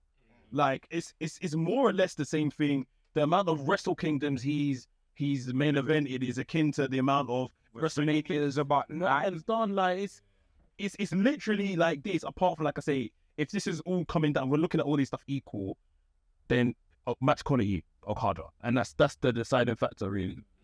I'm not gonna lie, I might be leaving off track with this one, but I feel like you can't even compare the two, because WWE don't have stars that are big individually. WWE is just big as a brand by itself, whereas New Japan, they have stars that are big individually, bigger than the actual brand. Like, if you mention New Japan to someone, they might not know. Mention Okada to them, they'll know. Mention Roman Reigns to someone, they might not know. Mention WWE to them, they will know. Do you get what I'm saying? But I do think Okada, like, in terms of Okada and Reigns, not even as a case study of both of them, I think comparing them to is so interesting, because they're the same thing. This is content, by the way, bro. What? We need to do a video on this. Yeah, We were just talking about the other. Yeah, we need to do. If we watch what they represent for both companies, they represent the same thing. They were the people that they are the prodigal children of the company. Say to me that Roman Reigns is pushed, and like, I can point out to you all of these people that are pushed, but like, because Roman Reigns is just it was crazy. The only difference between Roman Reigns and Okada in terms of their pushes was New Japan had the tact to push Okada as a heel in the beginning, so it didn't feel like as, oh my god, you're shoving this baby face like in my. Like, it's like, okay, you're a heel, so it's like, okay, I'm supposed to hate you. Yes, He didn't win the main card title, went straight to the main event. we stay in the main event. Like, but his first year, he main evented Wrestle Kingdom, won a G1 climax, and beat Tanahashi in his first. never won any of these other ibby titles. Yeah, bro. You know what is DBT? He was like, where is that? And Bro, literally title will bust. Like, I've got 4 minutes. Shit. Yeah, go. Oh, you just set a light bulb number in my head. Yeah, No, with a different type of content. yeah. And I saw my son do something today, and he saw something. When we get, I'll explain it to you. Stay tuned, guys. Yeah, it's crazy. Brian H. Waters, big up Brian H. Big up Brian. bro. What if Solo and Roman had the transition of power to keep the bloodline on top for another 5 years? Is that possible to keep? What do you mean by transition of power? I don't know. Because of the Gongo, and then Roman. Oh, okay. No, I don't think. It's giving NWO. It's giving NWO, bro. Stop it. Wait. Hogan's transferred to Stevie Ray, yeah? That's exactly it. That's not the good component. No, but like, The bloodline revamped. no. For more adequate response to that question, the bloodline storyline should end with the downfall of Roman. You should see it like a Greek tragedy, right? Get the highest. We just know where he goes. The prodigal. He goes back. Because you have to see it. Even no curse. You know, You know what I mean? A lot of people say, "Oh, was it Sammy's story? Was it Jay's story?" It was always Roman's story. Always remember that. These are just characters in his story. You just remember the story is Roman Reigns once was a babyface shoved down everyone's throat. Yeah. Then eventually he gave up being the guy the company wanted to be. He embraced his true self in quotation marks. And the whole acknowledge me thing is he wants to be acknowledged because you all shunned him. You have to remember that word acknowledge me. He's the most insecure. He's the most insecure character in wrestling. It's because he was shunned. You wanted Bryan Danielson, you didn't want him. You wanted Seth Rollins, you didn't want him. You wanted Dolph Ziggler, you didn't want him. You wanted AJ Styles, you didn't want him. You wanted everyone. You wanted Rock, but him. Everyone by him. He's Walter White. So he snapped. Yeah, exactly. That's his villain origin story. A babyface that was shunned, but now he forces you to asking for acknowledgement. No, he goes, acknowledge me. Tell you, acknowledge me. Yeah, this reminds me of the scene in Breaking Bad in the last season where I don't. No, it's not spoiler. Okay, cool. It was like a what? I don't know. Yeah, when he was feeling himself, tells a character, say my name. Yeah. Say my name. Heisenberg. Yeah. That's where Say My Name comes from. But yeah, what I'm trying to say is that it wouldn't be as impactful with Solo, because Solo is not like a character like Roman. No. Solo's in his beginning of his career. That's like big dog Roman Reigns taking over our bloodline. Solo's gonna have to soon choose his brothers or Roman. Solo's the catalyst. He's the right hand man. He's the one that decides whether this train moves forward or not. It's actually Solo. The whole thing is that This whole okay, we're gonna look off in a bit. Yeah, we're gonna look off in a bit. What's the kind of point? it's that wait, shit. Oh, shut This whole bloodline thing did not come. It came from Jay. Initially, for me, when they're ending this, like Jay, we've all said Jay should become world champion. Not gonna happen. They should know. Look, Jay should he should beat Roman, man. When Roman has already lost the belt, Yeah, I agree with that. Jay beats Roman. Not become champion. Yeah, that's when Roman can take his vacation and come back to the big. You go ahead. Jay should be the Goliath. Jay should be the David. The big Goliath. Yeah. First, Roman loses to Cody, then he loses to Jay, and then he leaves. And then maybe down the line, maybe the Usos need their help, and he comes back to men's. They'll face. You'd be gassed if you heard the song, Yeah. and he comes out. To say, No, but I'm thinking if Roman came back as a face, yeah, I can't imagine that song. no, he has to. He has to. He has to. He's already likable now. Yeah. He's already likable now. Yes. Yeah, when Roman takes his hiatus and come back. It's gonna pop up. Yeah.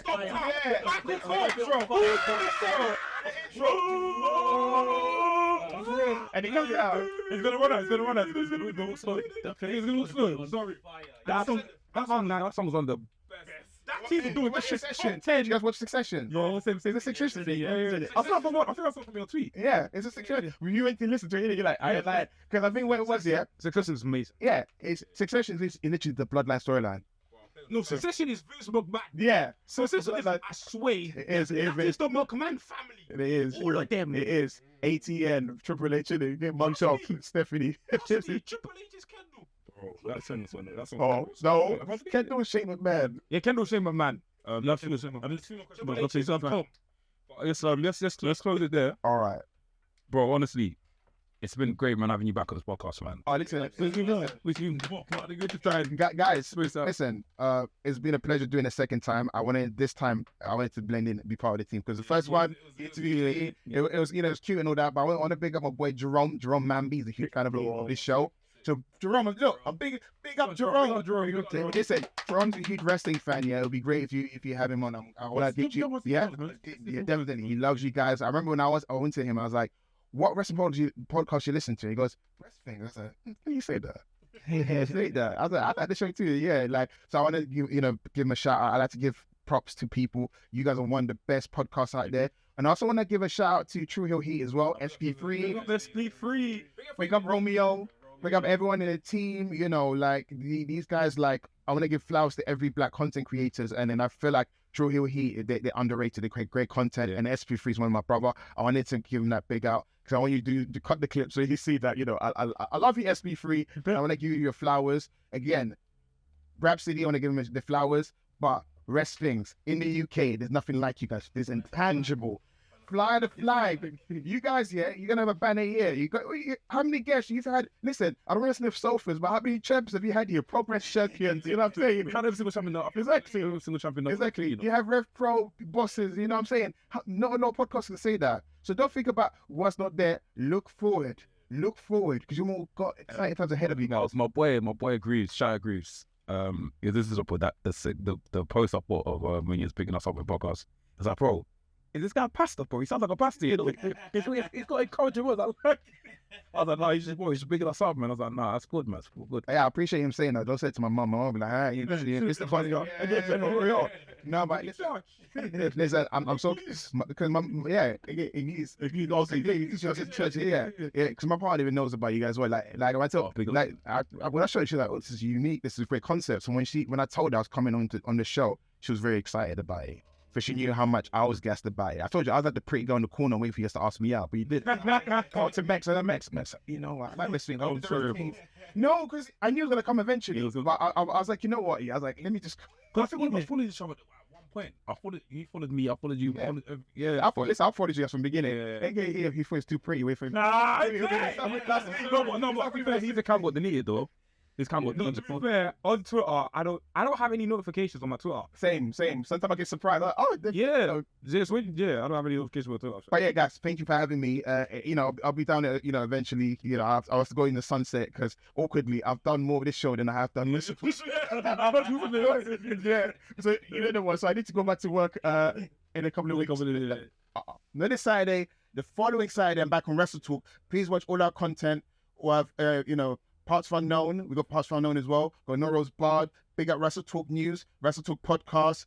Big up all the guys there. Big up Tempest. I love you, bro. That's my tag team partner. We did SmackDown podcast together. So me coming on after big up Wrestle Talk's part. Can't drag us, yeah. Wrestle Talk. That's the brand. Rest Things. That is the hustle. That is the truth. I thought I said before we go, you just running Hustle. Hustle. 6th of June at the Colour Factory, Hackney Way. Make sure you guys grab your tickets. Tickets will be in the description of the bio, or even head over to Hustle's Instagram channel to go grab that. Also, affiliate link is in our bio. Go grab your WWE merch. Let's make things work. You just got to the end of the podcast, and if you enjoyed what you listened to, enjoyed what you watched, enjoyed the vibes, make sure you like, comment, subscribe.